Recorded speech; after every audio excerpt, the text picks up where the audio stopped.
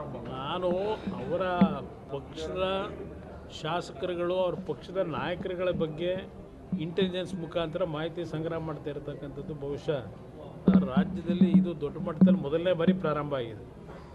ಇವರ ಮೇಲೆ ಅವ್ರ ಮೇಲೆ, ಯಾಕೆಂದರೆ ಇಂಟೆಲಿಜೆನ್ಸ್ನಲ್ಲೂ ಈಗ ಮುಖ್ಯಮಂತ್ರಿ ಆಗಬೇಕು, ಕುರ್ಚಿ ಕೊಡಿ ಅಂತ ಕೇಳ್ತಕ್ಕಂಥ ಜೊತೆನೂ ಇದ್ದಾರೆ.